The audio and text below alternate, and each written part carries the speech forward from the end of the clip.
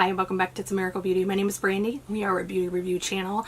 We do unboxings, mystery boxes, foundation reviews, eyeshadow reviews, and anything in that genre. Today is the second part of my collab with Nona from My So-Called Life 1977. We are hoping to bring awareness and spotlight to invisible illness. This is meant as an education versus a criticism, although I think sometimes I get a little passionate and it sounds more critical. But it is to help people understand that not everything that people are going through is on the outside, is super visible and everything else, and just to have kindness towards your fellow man or woman, etc. I met Nona through YouTube, commenting on each other's stuff, and she's just really stepped forward and been a real leader for me. She sets a wonderful example in her kindness, and her ability to keep that attitude just is amazing. Like, I think that that's when somebody is literally, like I think I said, she exudes kindness because it's innate for her. It's not something she has to work at, in my opinion, and she can comment down below and let me know, but it seems to me it's just a natural thing for her. So I was really excited to work on this collab. We both struggle with invisible illness, so it was really nice to work with someone who understood what I was going through and I understood what she was going through. So I hope you like this series, and I hope that you will like, subscribe, ring the bell for notifications, and I will be posting Nona's channel down in the box as well as up in the cards. So if you would go like, share, and subscribe to her channel, I think you'd really enjoy it. Today I am reviewing the e.l.f. Bite Size Shadow. It's called Rose Water. It does look like this, and it does look like this. And if you think that that's something you would like to see, I hope that you will keep watching, and don't forget to like, subscribe, and ring the bell for notifications. Let's do it.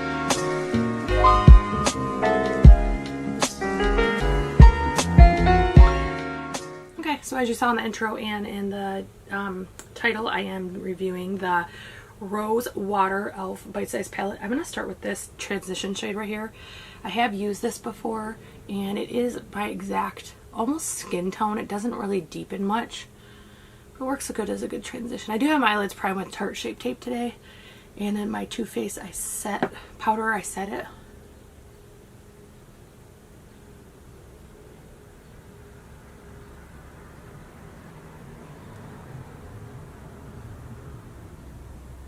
Okay. Next I'm going to go in with this middle gray shade right here. One of the things I want to talk about in this series that we're doing about You Don't Look Sick or Invisible Illness is how many times things you perceive, or not you personally, people perceive as laziness or lack of want to do better or things like that, sometimes as a byproduct or a symptom of our disease. So I am spraying my brush with some setting spray and then bouncing off some of that moisture so it's not crazy wet. So an example of this is steroids is something I have to take because I'm allergic to the lupus meds that I would normally take. Normally I would take Plaquenil, which is the drug that is under a lot of assumption, research, everything for coronavirus treatment. I actually was prescribed that back in, I believe, 2010, 2011, and I had a specific allergic reaction that makes your skin literally burn. I had to be in the hospital and on very high steroids in order to stop the reaction, so I can't take that. So in order to treat a lupus flare-up, the only thing that they're left with is steroids. So it's one of the things that are a necessary evil of my disease, but on the same point it can cause people to have certain assumptions. So most people have taken steroids. They get a cold, pneumonia, things like that, and it affects your breathing. Oftentimes they give you a steroid, either orally or inhaled. And so a lot of people have tried them, but it's completely different when your endocrine system is overwhelmed by steroids repeatedly over and over and over. It literally changes how your body responds to things, but also there's symptoms that are a byproduct of those steroids. So next I'm actually going to go into this shade right here for my outer corner. I did use this the other day and I had a lot of problems with this shade, so I used a different concealer and powder this time, and I'm hoping that it's a little bit better. This is one I thought was great for every day because it's neutral. But steroids cause you to have absolute emotional swings. And then on top of that, it typically causes insomnia as well. So you're adding to the moodiness when you can't sleep. And then it typically has you gain weight. A lot of people have bloating and weight gain when they're on steroids. And if you, again, think of a maintenance life dose, if you're taking steroids on any long-term basis, it's not healthy. But if it means your kidney, liver, whatever, brain isn't being attacked by the disease, then they feel like it's a necessary evil. The steroids actually have put me into perimenopause.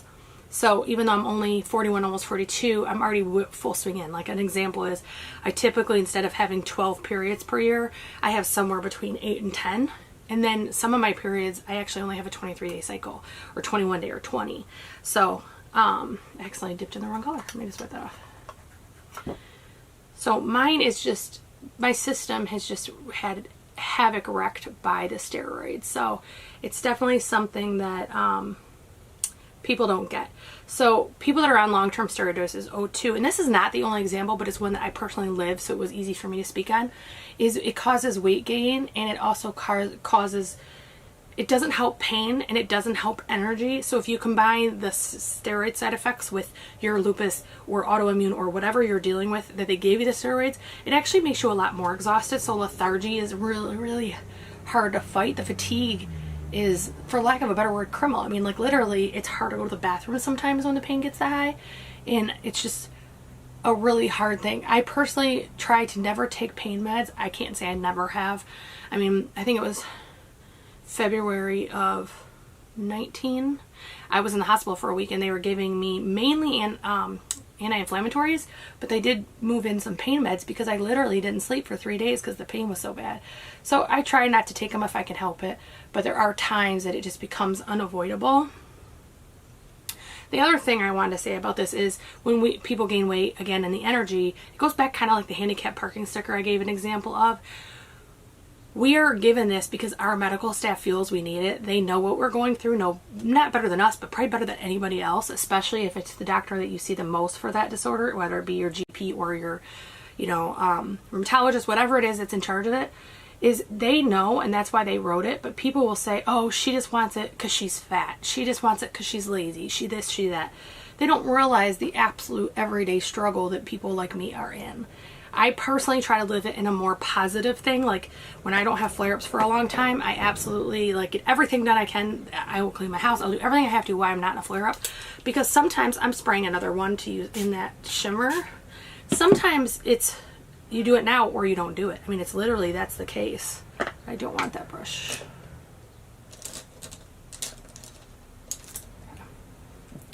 So I am spraying my brush with some setting spray, tapping it off just to make sure there's no excess liquid.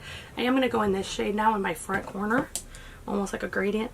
So it's unfortunate that people can't understand that not everything is visible, but there's a lot of other invisible illnesses I think that are often either trivialized, either by the media or by individuals, or people make assumptions that aren't necessarily accurate.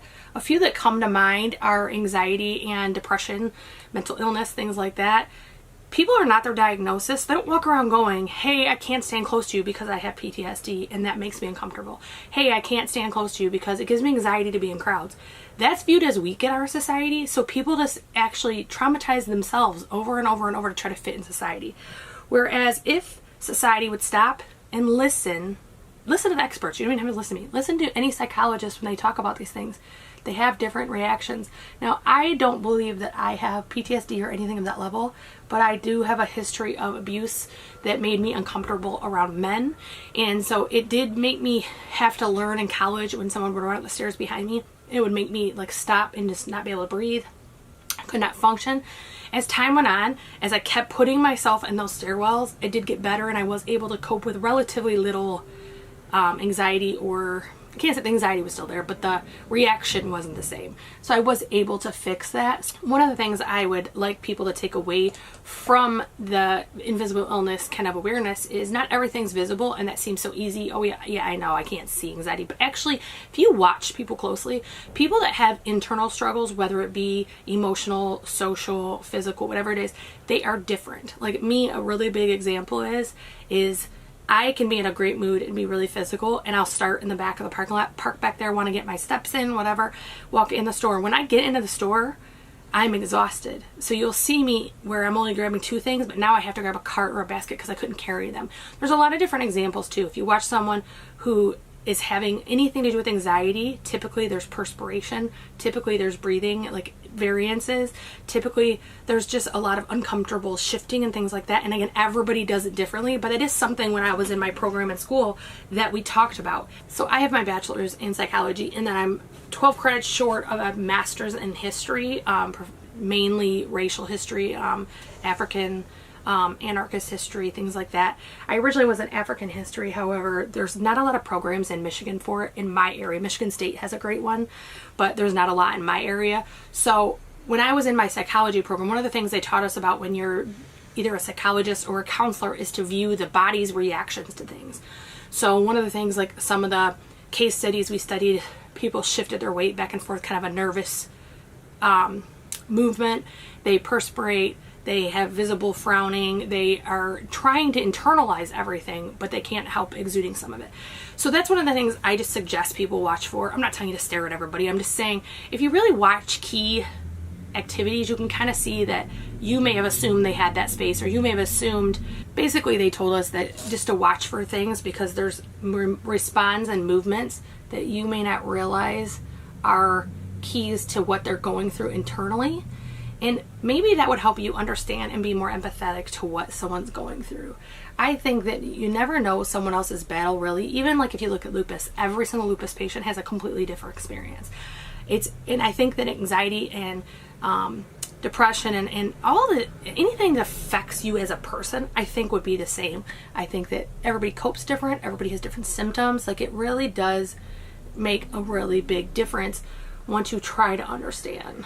So I am just adding, this is the K Voss Fairy Dust. It does look like this, and the front looks like this. And I was just highlighting my brow bone. There really isn't a shade. The inner corner shade isn't as deep, so I didn't want to use that there. I am going to go back in with that middle shade and just kind of sharpen this up a little bit. It kind of overshadowed by the other 2 colors.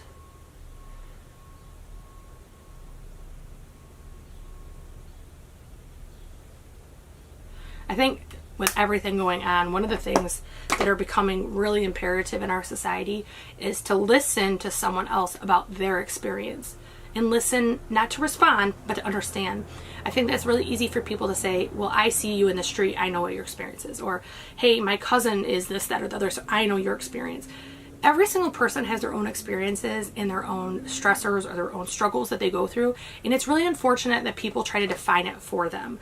So that is the finished look. I'm going to go finish my makeup, and then I will come back and give you some final thoughts on my thought of the performance of this eyeshadow. I realized I did not talk a lot while I was doing it, but because this is the second time I used it in this week, I think I can give some pretty good review and things like that of the palette. So I will be right back. So just some final thoughts on the palette. First of all, I want to thank Nona for collaborating with me on these. I think it's such a great idea because we're reviewing in the same product line. It's kind of neat to see how they each work with each of us and the looks that we come up with. So first of all, I want to thank Nona. Some final thoughts on the palette. I think that this is probably not my favorite.